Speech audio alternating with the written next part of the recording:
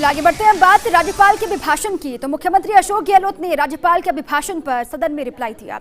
इस दरमियान गहलोत ने राज्य सरकार के विकास कार्यों का जिक्र किया और विपक्ष पर जमकर निशाना भी साधा।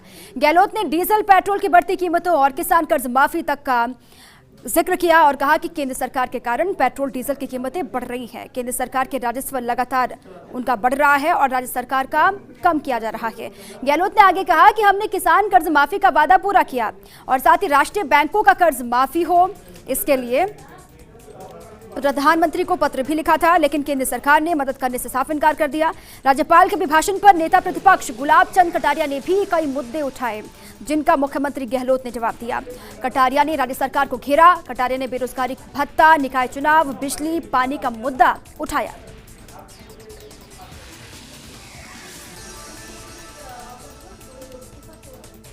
तो विधानसभा की कार्यवाही, राज्यपाल के अभिभाषण पर हुई बहस का जवाब मुख्यमंत्री अशोक गहलोत ने दिया। उनका रिप्लाई हुआ।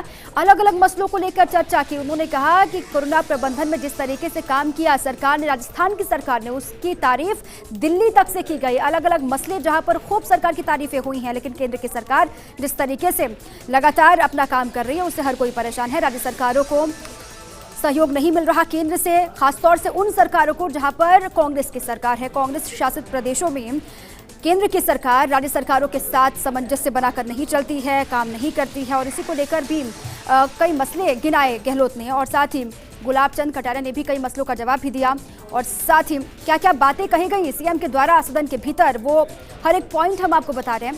राज्यसभा चुनाव को लेकर भाजपा पर हमला भी सीएम ने किया। साथ ही साथ कहा राज्यसभा में बीजेपी का एक सीट जीतना तय था, लेकिन फिर भी दूसरी जगह पर उम्मीदवार खड़ा कर दिया गया और इसको लेकर भी उन्होंने कहा कि एक रणनीति बनाई जाती है भारतीय जनता पार्टी की तरफ से। जहां जहां पर भी चुनाव होते हैं सरकारों को गिराने की मंशा शुरुआत से रही है बीजेपी की। एक बार फिर से वही हुआ, लेकिन राजस्थान में सफल बीजेपी नहीं हो पाई। जोरदार झटका बीजेपी को राजस्थान में लगा कि जो आप लोगों के एमएलए हैं वो तो अपना नाम लिख करके किट बांटें और हम जो पैसा देते हैं वो सरकारी अपने अधिकारी हाथ में लेकर के उनको बांटे। ये जो अंतर दिखा, इस अंतर के कारण से अंतर्द्वंद पैदा हुआ। मैं सोचता हूँ इसको कंट्रोल करने की जरूरत है। अगर एमएलए लिखना है तो सभी एमएलए लिख दो, नाम मत लिखो। एमएलए फंड के द्वारा हुआ एमएलए फंड कर जाए, लेकिन मैं गुलाबचंद कटारिया दूँ उसको तो आपका सरकारी अधिकारी बिना गुलाबचंद के नाम से या बिना एमएलए के करे। और अगर भीम का एमएलए बांटे तो अपना नाम और फोटो भी उसके पीछे छपा करके बांटे। ये दोनों में अंतर तो है। 31 दिसंबर को 2120 चिकित्सक के पद खाली थे। राज्यपाल के अभिभाषण में आपने 11,000 भर्ती किया नर्सिंग, उसके लिए तो धन्यवाद, बजाओ ताली। लेकिन खाली कितने? 35,000। इसके लिए बजाओ एक ताली। तो उससे अपने को लगेगा वास्तव हम काम को बारे में प्रॉपर मॉनिटरिंग करें कि नहीं करें, हमारे पास पैसा होते हुए भी। अब आप लोग जितने भी, मैं सोचता हूँ कि केंद्र सरकार ने आपको हर प्रकार से इस कोविड की महामारी में सशक्त करने का प्रयास किया, लेकिन आप में से एक बंदा भी ऐसा नहीं निकला और सरकार ने भी राज्यपाल के अभिभाषण से भी कहलाने का प्रयास नहीं किया कि उन्होंने जो जो मदद की उसके लिए उनका आभार। रात को जो है एक तरह से लॉकडाउन लगा दिया। अरे आप तो उससे ही पहले लगा चुके न था। क्या जवाब है आपका? आप लगा दो वो तो बहुत अच्छा, और देश का प्रधानमंत्री लॉकडाउन लगा दे वो आपको बड़ा खराब लगता है। जाके यहाँ आपको भाषण देना, वहाँ तो ये खड़े होके तो सबसे पहले हिंदुस्तान में लॉकडाउन लगाने वाला मुख्यमंत्री कौन? तो महात्मा गांधी जी के अगुवानी। कनिष्ठ अभियंता के 533 पद थे, इसमें 31,000 बच्चों ने इसमें भरा है, लेकिन पेपर लीक हो गया और उस पेपर लीक होने के बाद वो परीक्षाएं रद्द हो गई। उसका कोई जिम्मेदार नहीं। पेपर लीक हो जाए तो किसी अधिकारी की कोई जिम्मेदारी नहीं है। मतलब कहीं तो एक आध को तो दाग लगाओ कि जिनके कारण से इतना बड़ा स्टेट को नुकसान होता है और उन बच्चों को जिस प्रकार की बर्निंग होती है मन में। आपका और मेरा बच्चा भी जब परीक्षा देता है ना तो उसको कितना लगता है। आपने देखा कि पुलिस की भर्ती निकाली आपने 5,400 और एक ही दिन एक ही पेपर हुआ, लेकिन आपने मेरिट बना दी जिले के अनुसार। वो हाईकोर्ट गया, रिजल्ट रुक गया कि हम नौजवान को 3500 रुपये देंगे। थोड़ा बहुत तो आदमी के मन पे असर रहता है, नहीं रहता। मेरी बच्ची ने भी मुझे पूछा, पापा कम से कम नौकरी नहीं मिलेगी कोई बात नहीं, हमको 3500 रुपये हाथ खर्ची तो मिलेगी। तो वास्तव में उस बच्चे के मन में स्वाभाविक होता है और इसलिए आपने 3500 रुपया उसमें जो आपने अपने घोषणा पत्र में लिखा कि बेरोजगार बच्चों को या तो नौकरी मिलेगी या फिर आपको भत्ता मिलेगा, तो सबके दिमाग में ये तो आया कि कम से कम 3500 रुपये तो मुझे मिलेगा। बच्चे का मन स्वाभाविक हुआ और आपको वोट दिए उन्होंने, कितने ज़्यादा मिले? 50,000 ही मिले ना। मैं सोचता हूँ जो 6 नगर पालिका बनाए, आज आप खुश हो जाओ कि आपने बहुत महापौर बना दिए। बने तो 3 ही थे ना बहुमत के आधार पे, फिर वो ज़्यादा बन गए तो पकड़ा धकड़ी का धंधा हुआ ना। पहले भी होते थे चुनाव, कम से कम रिजल्ट निकलने के बाद दूसरे दिन अध्यक्ष का हो जाता, उसके दूसरे दिन उपाध्यक्ष का हो जाता। अब आप 6-6, 7-8 दिन का गोता है। क्यों? कि उदयपुर के पार्षद को ढूंढने के लिए अमेरिका जाना है क्या? मुझे 7 दिन का समय इसलिए लगता है क्या? मतलब क्या तमाशा है। और जिस प्रकार से आप गाड़ू में रहते तो खुश हो जाओ, लेकिन हकीकत में ये पाप कभी न कभी सर पे चढ़ के बोलेगा कि जिस प्रकार से वार्डों की रचना की ना, उसमें जहर डाल दिया, जहर, जो आगे चल करके ये सारे शहर जलेंगे, तब तुम्हें पता लगेगा कि वास्तव में जहर का क्या परिणाम निकला और क्या नहीं निकला। जो 4 रुपये 15 पैसे से लेकर 4 रुपया और 80 पैसे में खरीदते हैं, उसको हम छोटे से छोटे कंज्यूमर को 8 से लेकर 12 रुपया प्रति यूनिट बेचते हैं और उसके बाद भी दीवालदास हो जाते हैं। तो कहीं न कहीं सोचने की आवश्यकता है। मैं सोचता हूँ हिंदुस्तान में सबसे ज़्यादा अगर बिजली का दाम किसी का है, वो हमारा राजस्थान का है, उस प्रांत का जो अपनी आवश्यकता की 96% बिजली पैदा करता है। और आने वाले 2 साल में हम सरप्लस बिजली पैदा करने की स्थिति में आ जाएंगे। उस राज्य की यह स्थिति है। 20 साल पहले भी कहा था, हम लोग जनता के ट्रस्टी हैं, और ट्रस्टी है तो इसका मतलब आप समझ सकते हो कि हमारी ड्यूटी क्या क्या होती है। अब कोई कम कोई ज़्यादा निभाता, अलग बात हो सकती है, पर आज हम लोग कह सकते हैं कि हम जो जीत के आते हैं तो एक प्रकार से घर परिवार के अलावा हम पब्लिक प्रॉपर्टी के रूप में होते हैं। पब्लिक का अधिकार सबसे पहले होता है। कोई लॉकडाउन नहीं हुआ, हमने कभी नहीं कहा कि लॉकडाउन क्यों किया प्रधानमंत्री जी ने, हमने पहले किया।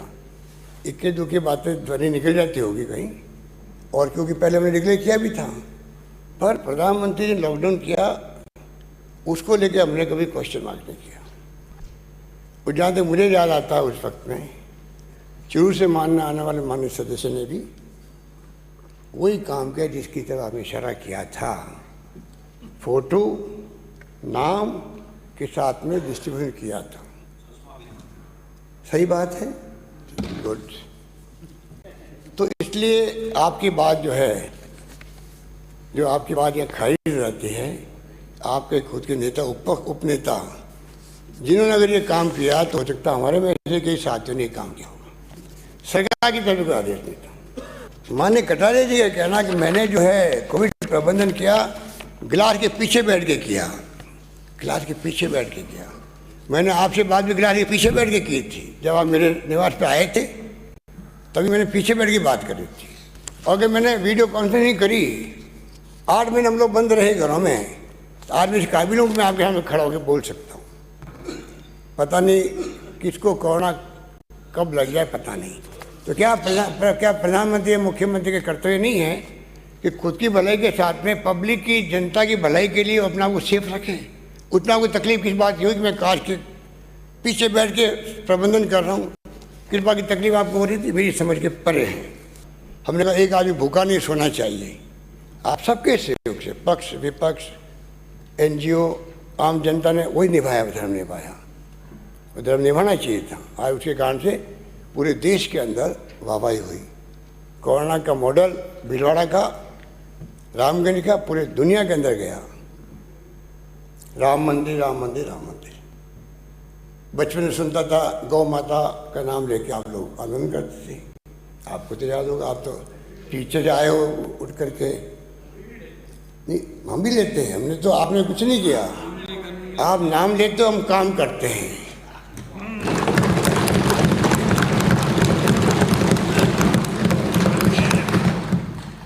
आप नाम लेते हो, हम काम करते हैं।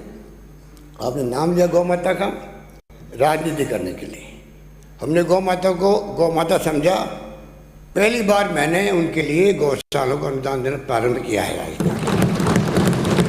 माननीय अध्यक्ष महोदय, पेट्रोल डील की बात बहुत होती है, क्योंकि यहाँ पर ये कहा गया कि काफ़ी रेट ज़्यादा है। मैं इसमें निवेदन करना चाहूँगा कि माननीय अध्यक्ष महोदय, रेट ज़्यादा है इसका सबसे दोष जाता है केंद्र सरकार को। केंद्र सरकार राज्यों को जो उनको इमदाद देनी चाहिए थी, ये कौन कहता है कि हम इमदाद दी तो हम कोई बात नहीं करते हैं, पर इमदाद दी को एहसान किया क्या? संविधान के अंदर लिखा हुआ है फाइनेंस कमीशन रिकमेंडेशन देगा, सरकार किसी की भी हो, आपको हर राज्य को उतना पैसा देना पड़ेगा, उस परसेंटेज के अंदर पैसा हमें मिलता है। पर जो उन्होंने गलत काम किए, गलत फैसले किए हैं, तमाम इसके 90-10 थी, 80-20 थी, 70-30 थी, सबको 50-50 कर दिया उन्होंने। किसानों की कर्ज माफ़ी को लेके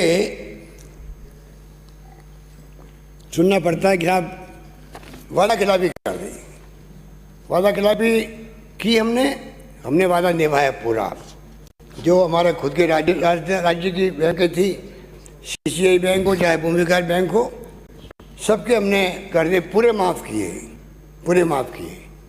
और नेशनल बैंक के लिए हमने शुरू से ही प्रधानमंत्री जी को पत्र लिखे, वित्त मंत्री को पत्र लिखे कि आप RBI के कंट्रोल है बैंक के, आप इसमें वन टाइम सेटलमेंट करवा दीजिए। अगर 8 लाख करोड़ रुपये बड़े बड़े उद्योगपतियों के माफ़ हो सकते हैं, अगर उनके NPA हो सकता है, तो क्या किसानों के लिए जैसे यूपीए गवर्नमेंट ने किया था, 72,000 करोड़ के कर्जे माफ़ किए थे, क्या वो नहीं किया जा सकते? 3 कानून हमने पास किया, यहाँ पर राज्यपाल महोदय के यहाँ पड़े हुए हैं।